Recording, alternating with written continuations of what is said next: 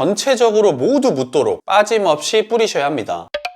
안녕하세요. 오늘도 활짝 꽃 읽어주는 남자입니다. 지난 뿌리파리 영상에 이어서 병충해 제2탄 영상을 가지고 왔습니다. 오늘은 흰가루병, 응애, 온실가루에 관련한 병충해를 말씀드릴 건데요. 특히 흰가루병에 대해 완전히 없앨 수 있는 그런 검증된 방법을 보여드리려고 합니다. 결론부터 말씀드리면 가장 좋은 방법은 기름이거든요. 하지만 그냥 아무 기름이나 식물에 막 뿌린다고 해서 도움이 되진 않습니다. 오히려 그 기름으로 인해서 식물이 죽을 수도 있으니까요. 어떤 기름에 무엇을 첨가해야 하고 또 어떤 방법으로 해야만 100% 효과가 있는지 오늘 이 영상 하나로 내 식물들 병충해는 완벽하게 사라집니다.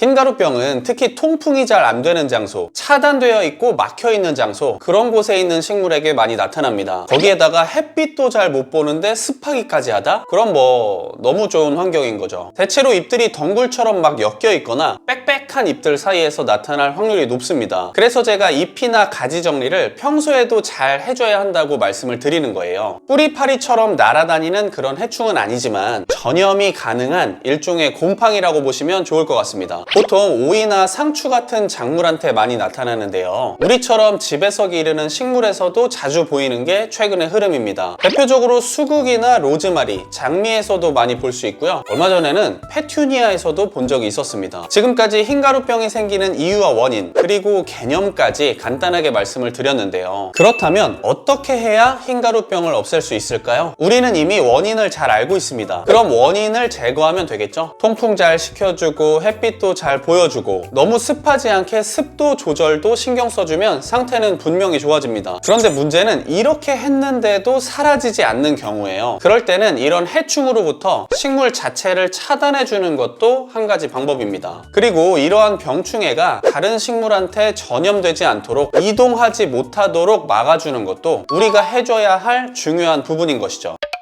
앞에서 제가 기름을 언급했었죠. 기름은 과거에 제가 식물에 붙어있는 해충들 못 움직이게 해서 죽이려고 가끔씩 사용하곤 했었습니다.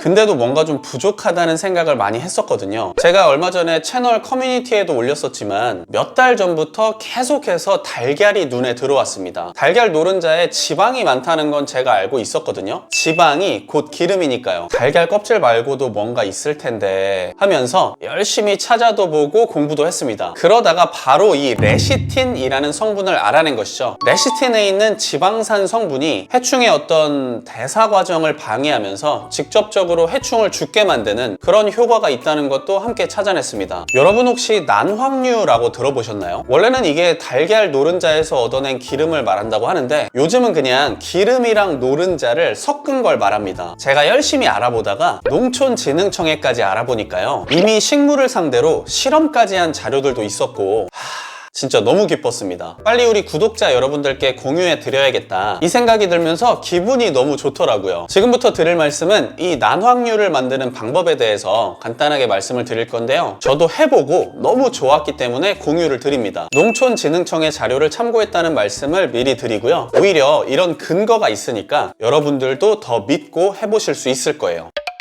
반드시 물과 함께 섞어줘야 합니다. 그냥 기름이랑 달걀만 하면 식물에 좋지 않거든요. 물과 식용유, 계란 노른자를 준비해 주시고요. 먼저 물과 계란 노른자를 넣고 갈아줍니다. 그리고 나서 식용유를 넣고 다시 5분 정도 섞어주세요. 이렇게만 해주면 완성입니다. 완성된 난황류를 물에 희석해서 뿌려주시면 되는데요. 물 양의 100분의 1만 넣어서 사용하시면 좋습니다. 병충해 예방 차원이라면 2주에 한 번 정도 해주시면 되고 이미 병충해가 있다 면 식용유를 조금만 더 추가해서 일주일에 한 번 정도 뿌려주시면 효과가 있습니다. 중요한 건 반드시 골고루 뿌려주셔야 한다는 점인데요. 이 기름이 잎에 전체적으로 모두 묻도록 빠짐없이 뿌리셔야 합니다. 그래야만 해충이 질식하거나 생존하기 어려워지기 때문이에요. 기름인데 닦아줘야 하지 않냐고요? 제가 확인해본 결과 10일 정도면 효과가 급격하게 줄어든다고 합니다. 식물을 기름에 담그거나 한 건 아니니까요. 10일이 지난 후에 수건이나 샤워기로 씻어내주면 식물에 큰 문제는 없었습니다. 흰 가루병도 흰 가루병이지만 우리 눈에 보이지 않는 병충해, 해충들이 생각보다 많거든요. 그런 해충들까지도 싹 씻어낼 수 있는 좋은 기회가 될 것 같네요.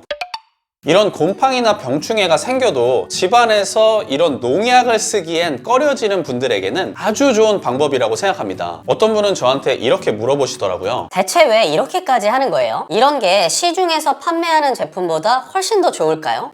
무조건 더 좋다 이렇게 장담할 수는 없습니다. 다만 저는 항상 말씀드리는 게 장기적으로는 이런 게 더 옳기 때문이에요. 그냥 돈 들여서 농약 쓰고 제품 쓰고 그러면 훨씬 더 간편하긴 하겠죠. 그런데 그게 결코 식물에게는 좋지 않습니다. 먼 미래에는 우리에게도 좋지 않은 거고요. 최근에 저희도 병충해로 고생을 좀 했었는데 이 방법을 사용하고 나서는 많이 좋아졌습니다. 하지만 관리도 꼭 병행해야 한다는 건 알고 계시죠? 저희 꼬딩남 구독자분들이시라면 알고 계시리라 믿습니다. 오늘 영상도 조금이나마 도움이 되셨다면 좋아요와 댓글 한 번씩만 꼭 부탁드리고요. 그럼 저는 다음 영상으로 다시 돌아오겠습니다. 구독은 좋아요.